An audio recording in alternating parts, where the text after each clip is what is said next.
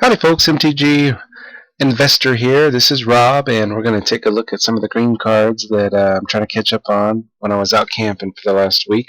So the first card we're going to look at, let's get right into it, is Assault Formation.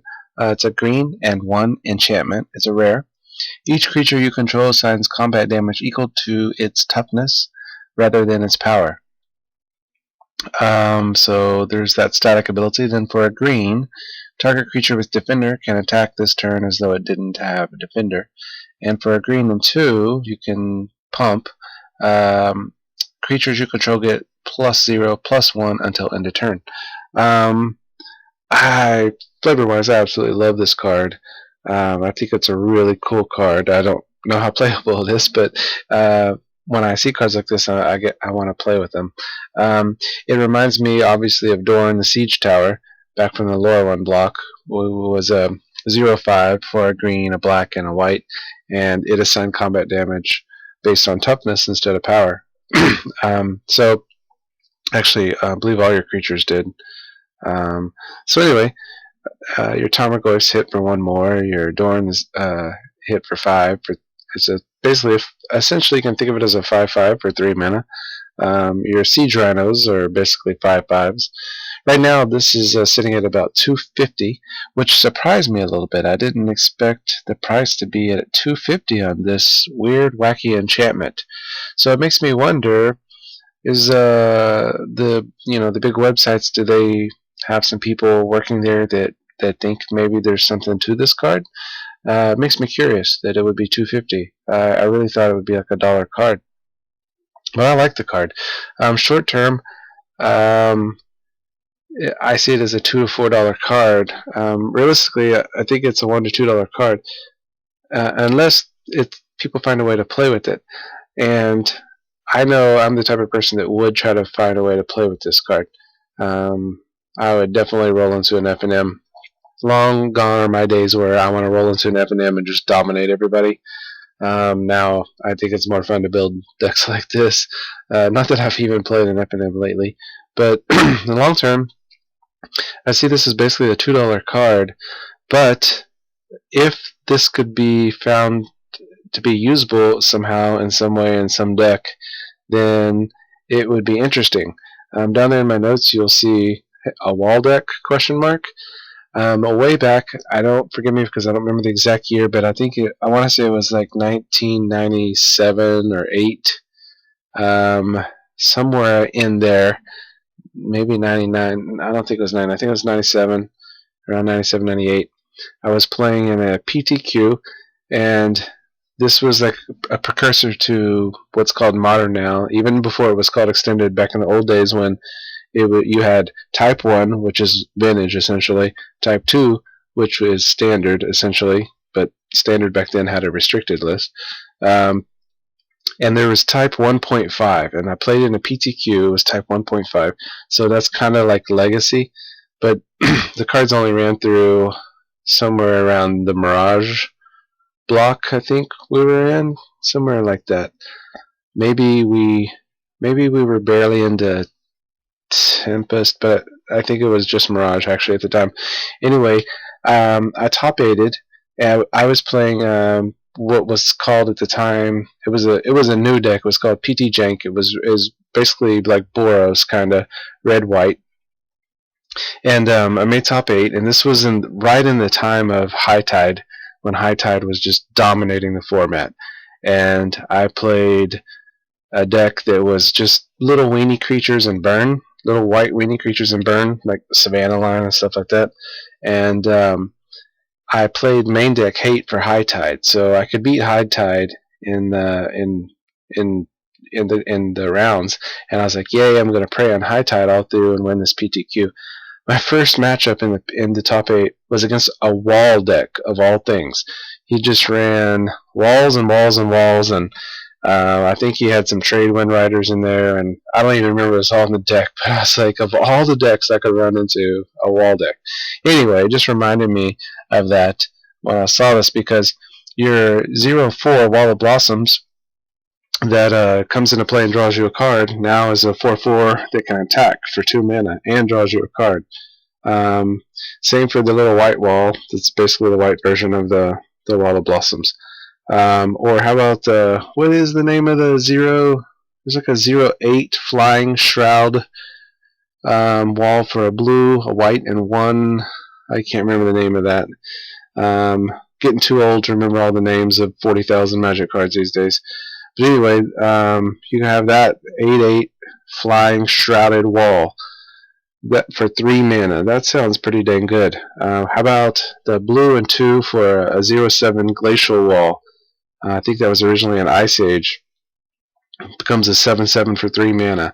I mean, it just sounds so fun to build a wall deck and back it up with some counter magic and throw this guy in there, and bam, you can basically find tons of cheap walls for like 1 mana, 2 mana, 3 mana, and then just top it off with a crapload of counter spells and this guy, and just bam. Even your X-Art from the Twin deck is instead of it being a 1/4 for 3 mana with flash, it's basically a 4/4 for 3 mana with flash. So a lot of possibilities with this card. So that's why I put the question mark long term. Is this? I think this will go down to about $1 in standard, and I would probably scoop up a couple play sets at that, as basically just get them as throw-ins. Hey, throw this in, and the trade, and we'll call it even, kind of thing, and just sit on them for a long time. Anyway, spent too long on this card. Let's get moving here. Let's go to the next card. Alright, next card we're going to look at is Shape the Sands. 1 green, instant. It's a common. Target creature gets +0, +5, and gains a reach until end of turn. Now, the reason why I threw this in here is that I think when I have 15 cents up there, I think that's for a foil. Maybe it's 25 cents for a foil. But I wouldn't mind picking up these, because I think, just looking at the previous card, I mean, if we're assigning damage based on toughness, this card goes perfectly with that card. Now, my, I don't know, my 0-1 Birds of Paradise becomes a 0-6 Birds of Paradise for 2 green mana. I'm swinging for 6 damage. So, I don't know if you guys played Extended back in around 1998.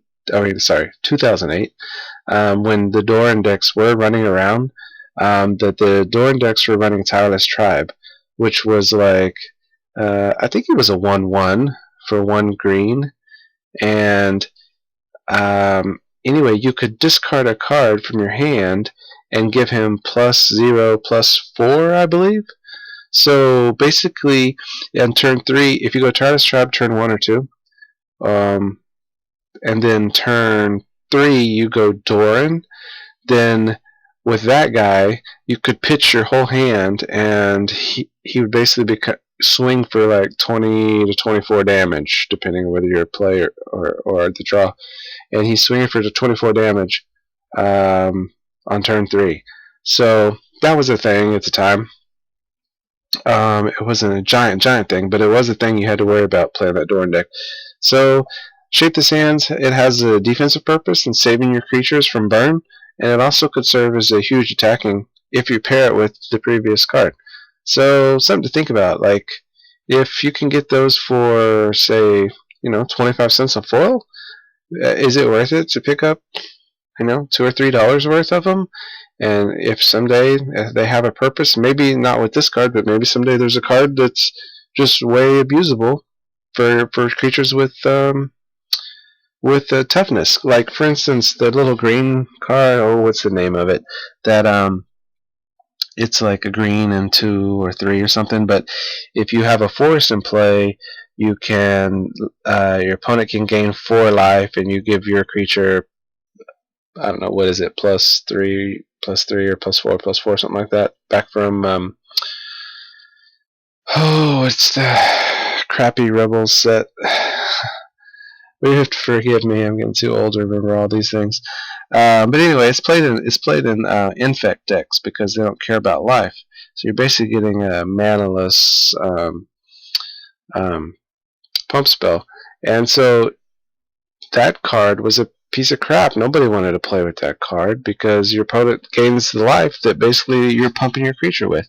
So that card was crap. But then look at it now. In Infect came along and made that card, a valuable asset to the deck. So something could happen to make this card do that. So I think for like 15 cents or 20 cents a foil on this, pick them up and hold on to them for a long time. And if not, who cares? It's like the price of some French fries. All right. Next, we're going to look at Obscuring Aether. It's an enchantment for 1 green. It's a rare. Face down creature spells you cast cost 1 less to cast. For a green and 1, turn Obscuring Aether face down. I think this is a really cool card too. There's a lot of really cool, interesting cards in this set. The set as a whole I don't think is very strong financially, but there's a lot of really cool, interesting cards. Common, uncommon, and rares in this. Right now this is a $1 card. I don't really see it being more than a $1 card while it's in print. However, long term, I think this is interesting. If you have an opportunity to trade to say, hey, throw the Obscuring Aether in and we'll call it even, then do it, because I think this is one of those cards, like I've been talking about, that has combo potential.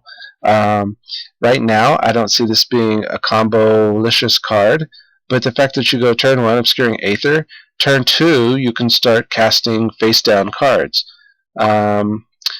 Now, you have to build a deck around that idea, but think about this. Think about this card being in a green-black Constellation deck, and so you have Doomwake Giants and Eidolons, and also you're rolling Whisperwood Elemental in that same deck. So you have Doomwake down, and you play this, bam, -1/-1, or you have Eidolon down, bam, play this, draw a card, right? Okay, so now you have your Whisperwood in play. You can turn this face down, and then you can pop it with something, return it to your hand, Sabertooth. I don't know, there's a lot of interactions that this card could have by popping it back to your hand, and then playing it back down for Constellation. You never know. And there may come a time where casting morph cards or manifesting cards or morphing cards comes back. Maybe in 5 or 6 years it comes back, and there's a new version of morph, and the creatures are better, because right now morph creatures basically suck for the most part. So maybe a new set in 4 or 5 years is utilizing morph in a different way, making this card valuable. So I say, I'm not saying this card's going to be an excellent card. I mean, it may sit at $1 or 50 cents for the eternity of Magic, but I think as throw-ins, this is a decent card to just hold on to and see what happens. A lot of investing in Magic is basically, if you waste a few dollars here and there picking up some obscure cheap cards like this, then you may lose the money. But if you hit on one of these cards, like maybe you have 10 cards that you can get just for pennies basically, and you hit on one of them, then it more than pays for the 9 that you miss on. So for instance, if you had 9 crappy cards that you thought, you picked 10 cards, and let's say 9 of them sucked, right? But one of them is I don't know, what's a great card that just came out of nowhere, hey, look at Boggles, the little white enchantment out of there that's now like a $35 card. Those were trash. Nobody wanted those. And now, bam, it's $35. So I have a few playsets sitting here in my house because nobody wanted to buy them. Alright, let's look at the last green card that I'm going to look at on Close Green Out. Surrak the Hunt Caller. It's a 5/4 creature, legendary creature. It's a rare. For 2 green and 2. That's formidable. At the beginning of combat on your turn, if creatures you control have total power 8 or greater, target creature you control gains haste until end of turn.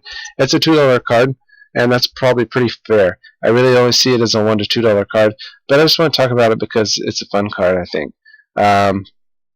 Monogreen had a little brief uprising last year, before we got to cons.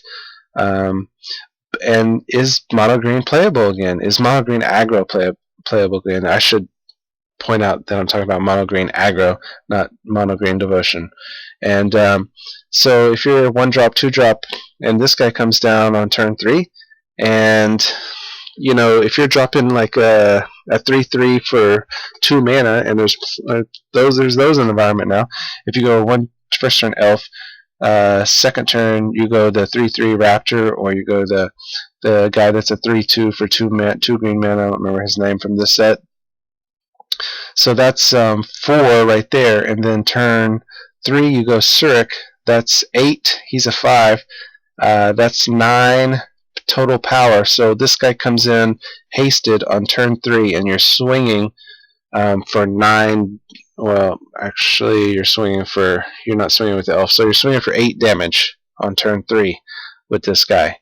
So that's pretty appealing to me. I think this guy might be playable. I mean, basically, you only need 8 power. He's 5 of it, so you only need 3 more power to get this guy making. And basically, he's hasting every creature that comes into play, because the next turn he doesn't need haste to swing, right?